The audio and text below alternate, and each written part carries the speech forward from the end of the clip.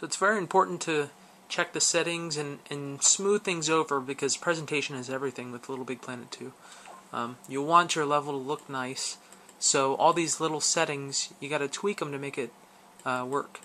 So I'm going to change the original camera to soft pan, set the transition time, which is how long it takes to transition from the previous camera, and then our new camera, which is right here, the dynamic camera, I'm going to set the transition time to 10 seconds, and then I'm going to set the hold time to infinite. That means that if you are not in that area, if you don't set another camera, it's going to hold that final frame for forever. But maybe I don't want the character to be stuck zooming out for 10 whole seconds. So change skippable to yes, and I'll show you how that works. Alright, so now we have our original camera.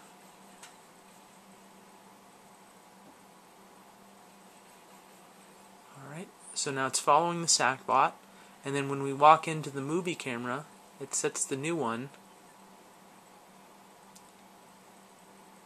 and then if I hit circle it goes right out.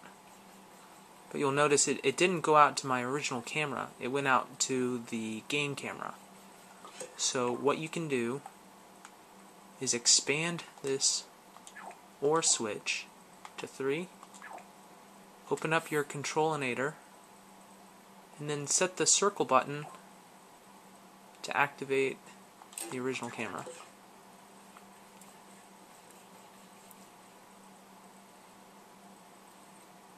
So when you hit circle again, it goes back to the new camera that follows your Sackbot.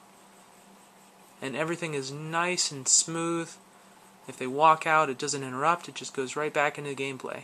And creating a nice, smooth camera is extremely important, because if it jumps around or it looks awful, players are going to get confused and they're not going to like your level. Things were getting a little crowded on the original microchip, so what I did was I created a new microchip and I moved all of the camera controls into there, and it's going to work just like it would out here. There's no difference, it's just for organization. So we're going to do something neat. We're going to create some controls to make it so the Sackbot can shoot fireballs.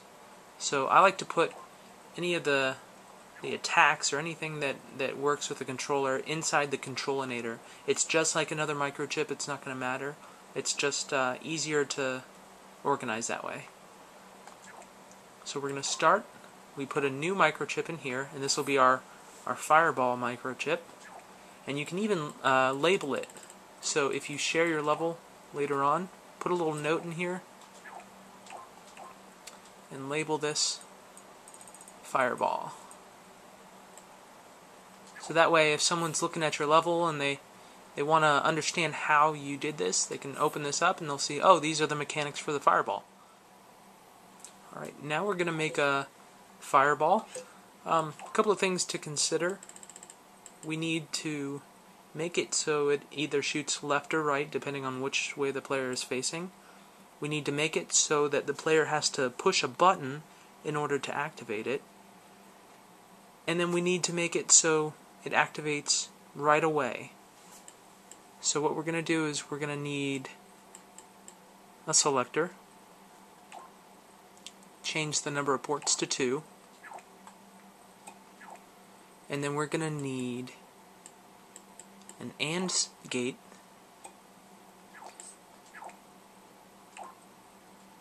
for the selector to run through.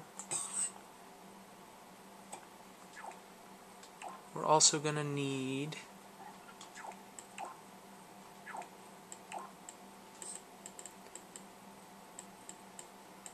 a direction splitter, and I'll explain each one of these as I go.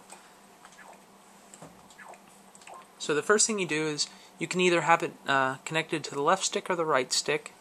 If you have it connected to the right stick, that means that the player can run around and he can aim which way he's facing with the right stick. But I'm going to keep it simple. I'm just going to have it so if the player runs to the left, it'll shoot to the left. If the player runs to the right, it'll shoot to the right. So you hook this up to the direction splitter. That means that if he runs left, it's going to go through the negative port here. If he runs right, it's going to go through the positive port. So this goes left, and positive goes right. So then you hook the selector up to the AND gates, and then what you want to do is set your fire button. Let's say R1 fires the fireball. Hook that up to your AND gate. Oops. Okay, so you'll see that the selector is on the first port, that's activated, and then if I hit the R1 button, it'll activate this wire that will go up to our emitter.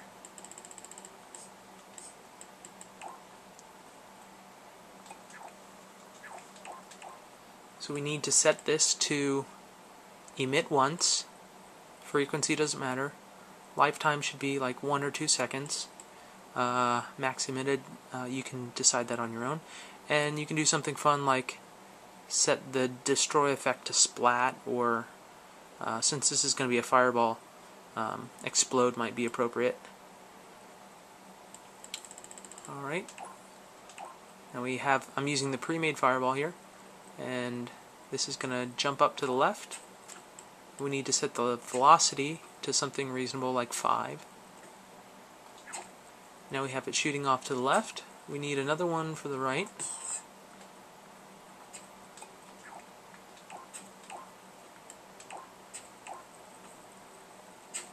Just going to move this over here. And now we have 2 fireballs.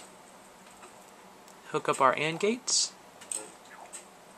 And let's see it in action.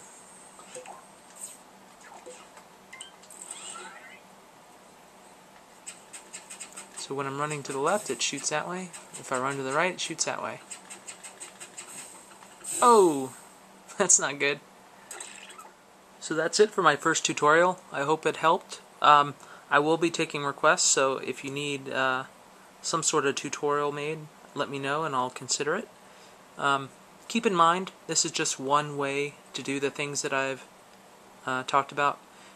Because the different switches are so open, you can probably find 10 different ways to do the exact same thing. So experiment with it, find your own way, find if there's an easier way. But yeah, I hope this helped, and don't get too overwhelmed. It's worth it.